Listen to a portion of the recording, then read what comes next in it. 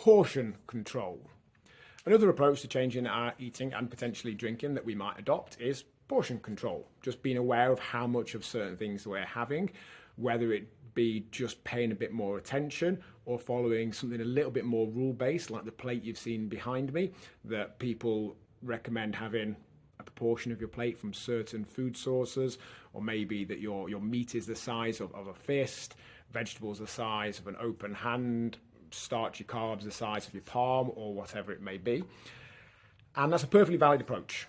The thing to remember, though, that if weight loss is our goal, it needs to be underpinned by a calorie deficit, and therefore a few days of tracking will help us get a bit of accuracy as to what portion control adjustments will put us in that deficit.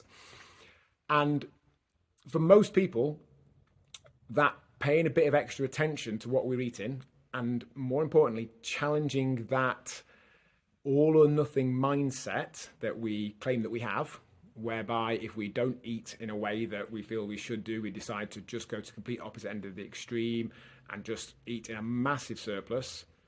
Challenging that is probably the most beneficial thing we can do.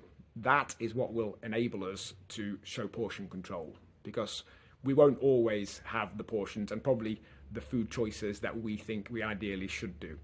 It's when that doesn't happen that we actually make further adjustments to average it out, or to at least stop us falling further behind, rather than using it as a justification for going in completely the opposite direction. That is key.